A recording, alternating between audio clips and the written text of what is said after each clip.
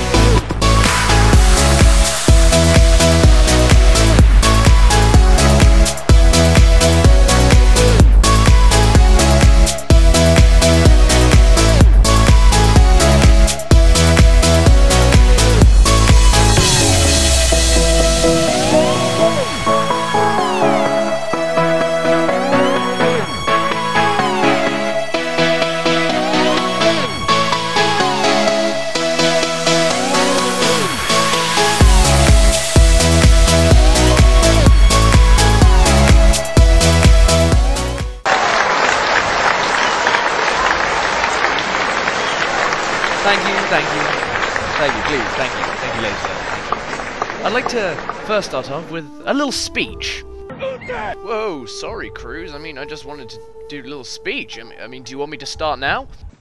Mr. Graham, tell this man... Cruz, what are you doing? I beg your pardon? Tell this man, if he does not, I will kill him! Mr. Colony, please, help! Captain, if I might have a word. Tell him! Tell him! What the fuck did that even mean? Load! Alright, Cruz, I'm working on it! Okay, is this it? No, alright, okay, Christ, is this one? No, that's not it either, this one. Because it's a big, no, stupid that's definitely jellyfish. Whew, got there in the end. Right. As you can see, Fall of the Samurai is being compared to in many ways as the film The Last Samurai, the film where Tom Cruise gets sent to Japan to train the Imperial forces to face the Shogunate forces who are against westernization. Another point the film has is budding bromance between Billy Connolly and Tom Cruise. For example, Sergeant Gant, report to the rear. Proceed to the disposition of the supply trains. Sergeant Gant, did you hear my order? I did indeed, sir. Good, then you will obey it. Now! No disrespect intended, sir, but shove it up your ass. well, maybe bromance wasn't the right word, but you get the idea. Those who have played Shogun Total War campaign before will be familiar with this interface. This is obviously the interface where you choose which clan, difficulty, and generally game options. As you can see, it can be Shamuza and whatever. And, you can be a fuckface McGee over here and dumb shit McAss. Anyway, you can be a load of different samurai clans. In Fall of the Samurai, it's a little different. In Shogun 2, you chose your clan and you fought a war against all the other clans to become the Shogunate. In Fall of the Samurai, it's a little different. Because it's a civil war between the Emperor and the Shogunate, you have to choose a clan on the Imperial side or the Shogunate side. And because of that, it drastically affects the gameplay of it. For example, the victory conditions have now changed in the right hand corner to, instead of you holding about 64 regions and 2 certain ones, it is now done that Imperial or Shogunate forces have to hold it. This means that you can't just turn around and stab your ally in the back, although you can, but it's not recommended if you want to win this game. Up, and here goes Lord Bennington coming out of the starting line, ready to kill some assholes. As always, the option remains to build your own custom battle if the campaign doesn't suit you. As you can see at the moment, I've chosen quite a few of Her Majesty Queen Victoria's Royal Marines, some Gatling guns, some Armstrong guns, some sharpshooters, Imperial Cavalry and Sabre Cavalry, just in case. And fitting to go up against this horde of mighty men, I decided, how about I face an army of samurai and an army of ninjas? Best of what Japan has to offer. As always with Total War, you get your basic interface. Basic controls go along with it. Move forward, move right, move left, open fire, fire at will. It's a pretty easy interface for an RTS. Although it looks really overly complicated with all the little men everywhere. This is when the battle really starts getting tasty, when all the ninjas have moved in range of all my guns. As you can see, ninjas aren't really holding up to the power of the Armstrong guns, the Gatling guns, and the Royal Marines. They're giving it a good go, gotta admit. Ooh, oh, humanity, carnage. Oh, he's not going to his wife and kids, I'll tell you that.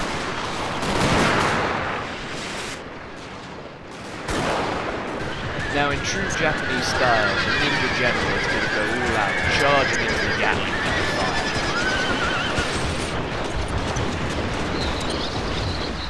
And let's be a lesson to you. Fortune favours the bold. Or not.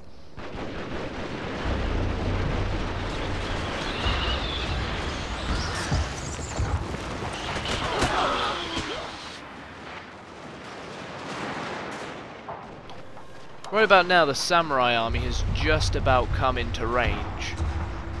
And this is where it gets messy for them. Now you see, the right plan would have been to the ninja army and go in at once, but oof.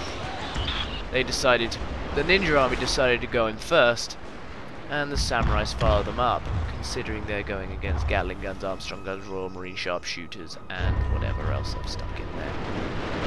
There's number one lesson for you kids, always work as a team.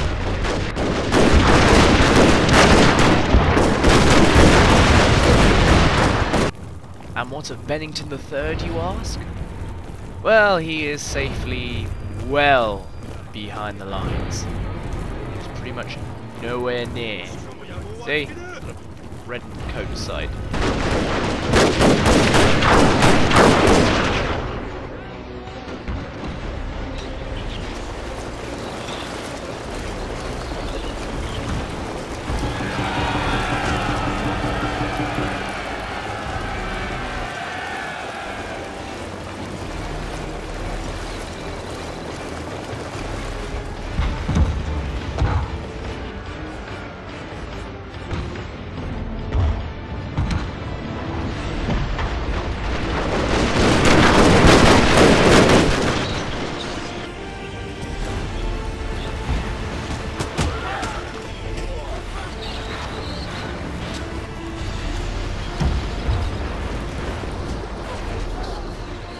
Bennington, still nowhere near any sign of it.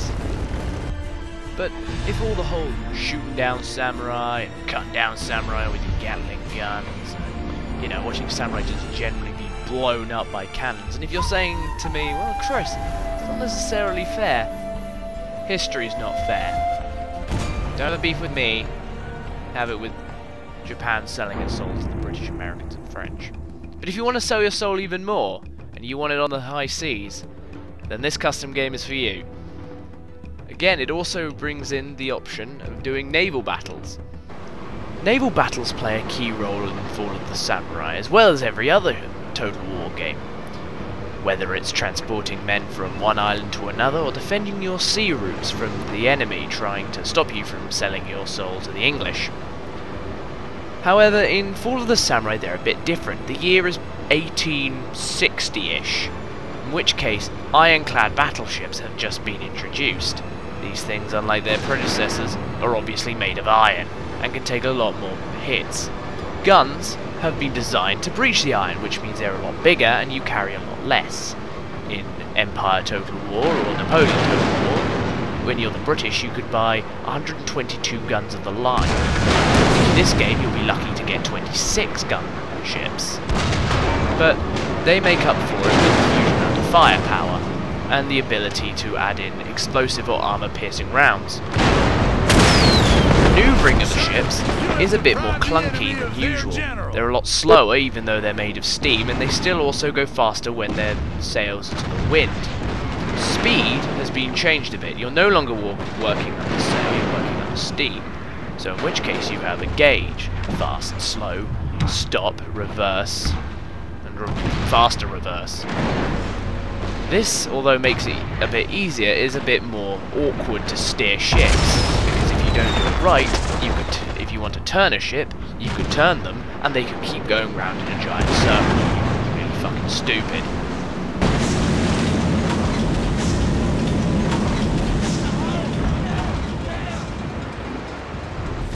Don't worry though folks, our main man Bennington III has finally reached the front and engaged the British Royal Marines.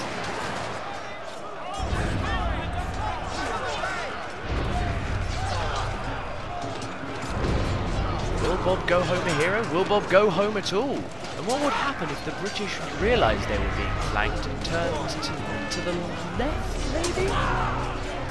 These questions and more answered. Oh, that's right now it seems. Oh lord, no, Bob, no, no! No, Bennington! Bennington, no! And thus, ladies and gentlemen, Bennington is no more destroyed by the might of the British Army. I mean, if I were to rate the game, I'd probably give it an 8. It's great graphics, great gameplay, battles are nice, they're clean, mowing down samurai are fun, but I'd be doing you a disservice if I didn't tell you the whole truth. You see, while filming, the game froze and crashed about 8 times, and I'm not the only one who's having this problem. The game will last about half an hour, and then it'll crash, and there seem to be many ways on the internet to fix this, but none very definitive. Now whether Total War know about this, or more likely don't even care, is another matter. I've been Chris Mills for Tea and Crumpet Gaming. This has been Fall of the Samurai. This is a link to the main channel. This is a link to the Amnesia videos, and this down here, that's a link to the Minecraft videos. Remember, keep your eyes open out there, soldier. Keep watching. Shameful spray.